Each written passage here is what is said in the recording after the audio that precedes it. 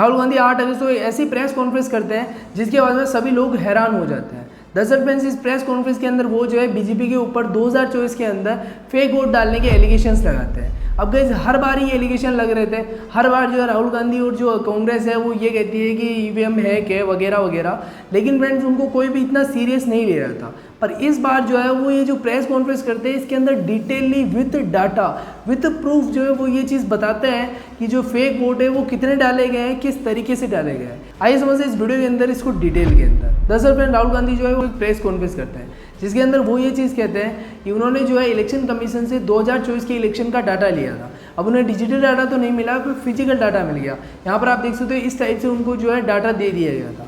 उसके बाद में ये जो एक टीम बनाते हैं जिसके अंदर 30 से 40 बंदे होते हैं, और वो जो 30-40 बंदों की टीम है वो 6 महीने तक कर्नाटका की एक विधानसभा महादेवपुरी की पूरे वोटों की सही तरीके से जांच करती है। वो जो है इस तरीके से चेक करती है कि उसके अंदर कोई फेक वोट था या नहीं।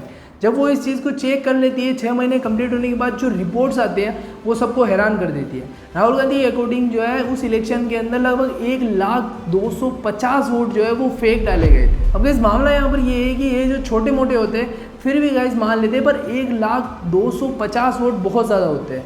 इसके बाद में जो मेन स्ट्रीम मीडिया है वो भी इस चीज़ को इतना ज़्यादा नहीं कर रहा है। आपको पता होगा कि मेन स्ट्रीम मीडिया होता है वो कोई दूसरा टॉपिक होता है तो उसके ऊपर बहुत ज़्यादा बात करता है, पर इस टॉपिक के ऊपर बहुत ही कम और बहुत ही रेयर बात करी गई है। राहुल गांधी जो है इन वोटों का डिवाइडेशन भी बताते हैं, वो भी प्रूफ के साथ वहाँ पर। इसके अंदर जो सबसे पहला एलिगेशन लगाते हैं वो लगाते हैं डुप्लीकेट वोट का। यस फ्रेंड, 11,965 वोट जो है वो डुप्लीकेट वोट बताते हैं। उनके अकॉर्डिंग जो है एक ही बंदा है वो अलग अलग जगहों से वोट कर रहा था, जिसकी वजह से 11,965 वोट जो है वो इस तरीके से डुप्लीकेट वोट निकलते हैं। Same voter voting in multiple polling booths. This is the gentleman called Aditya Srivastava. He votes in booth number 458, same person.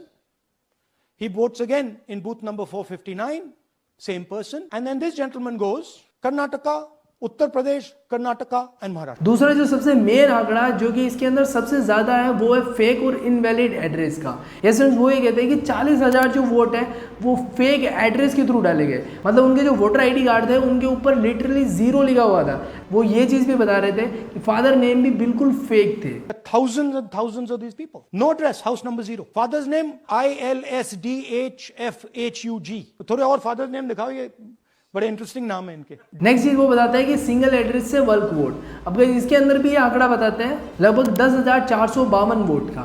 अब ये कहते हैं कि 10,452 जो वोट है वो जो है ऐसे डाले गए हैं कि एक ही घर है और वहाँ पर जो है मल्टीपल बंदे रह रहे हैं। ऐसा संभव ही नहीं है कि ऐसा कोई एक घर हो जिसके अंदर 15, 20, 50 बंदे एक जैसे रह रहे हो।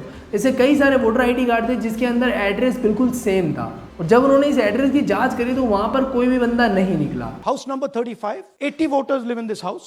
We sent people to check. They got beaten up. These 80 people live in this house. It's a single story, single room house. Next जो चीज उन्होंने कही इनवैलिड फोटो, इसके अंदर भी उन्होंने जो लगभग 4,132 वोट बताए।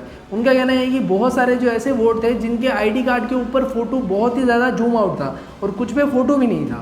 इनको अकॉर्डिंग ये चीज़ कहना है कि बहुत कम ऐसा हो सकता है। अगर मान सकते हैं कि 100, 200, 300, 500 तक भी ऐसा हो सकता था, लेकिन 4,132 वोट मतलब ये जो है टेक्निकल फेलियर तो नहीं हो सकता। There are 4,000 voters. These are the photos. Either no photo or a photo that is so small that you can't see them. That's a copy of a voter list. You can see no photos. उसके अलावा वो जो एक allegation वो लगाते हैं कि misuse of form 6। अब ये फॉर्म 6 क्या है कि जैसे ही बंदा जो कोई बंदा होता है वो जो है वोट देना स्टार्ट करता है, मतलब 18 साल कंप्लीट कर देता है, तो उस कंट्री में जैसे ही वो वोट देना चाहता है तो पहले उसके पास वोटर आईडी कार्ड नहीं होता है, तो जो फॉर्म 6 है वो सबसे पहले बनता है जिससे वो वोट दे सकता है। तो उनके अकॉर्डिंग जो है बहुत सारे ऐसे लोग थे जिनकी उम्र 70 साल, 75 साल, 60 साल ऐसी थी। उनके अकॉर्डिंग वो जो है फॉर्म 6 से वोट कर रहे थे। इस फॉर्म 6 के अंदर भी बहुत ही बड़ा आंकड़ा बताते हैं। उनके अकॉर्डिंग 33,692 वोट जो है वो इस फॉर्म 6 के मिसयूज से करे गए हैं। There's a lady called Shakun Rani, 70-year-old. She appears twice on the voter list.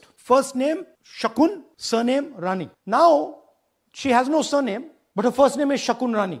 So she becomes a voter twice, age 96, age 95. This entire list does not contain a single person between the age of 18 and अब guys जैसे ये press conference release होती है उसके बाद में भारत के अंदर काफ़ी सारे जो लोग हैं वो बिल्कुल एक तरीके से कंफ्यूज ही हो जाते हैं कि हम रियल के अंदर लोकतांत्रिक देश के अंदर रह भी रहे हैं या नहीं। इतनी बड़ी प्रेस कॉन्फ्रेंस करने के बाद भी जो इलेक्शन कमीशन है वो इसके ऊपर एक्शन नहीं लेता है, वो जो है वोटों की जाँच भी नहीं करवाता है। इवन वहाँ से ये चीज़ की जाती है कि ये सब चीज़ें बेसलेस है, ये सब चीज़ें फेक है। वो कहते हैं कि अगर आपको इसकी जाँच करवानी है तो आपको एफिडेविट सबमिट करना पड़ेगा। अभी एफिडेविट क्या होता है कि जैसे इसके अकॉर्डिंग जो आपको लिख के देना होगा टोटली कि हम जो है इसकी जांच करवाना चाहते हैं, इस तरीके से इसके अंदर ये है और जो है उसके बाद में अगर वो चीज़ गलत साबित होती है तो उस कंडीशन में जो भी यहाँ पे एफिडेविट सबमिट करता है उसके ऊपर एक्शन लिया जाता है, उसको जेल भी हो सकती है। तो यहाँ पर जो राहुल गांधी है वो एफिडेविट ही सबमिट नहीं करते हैं।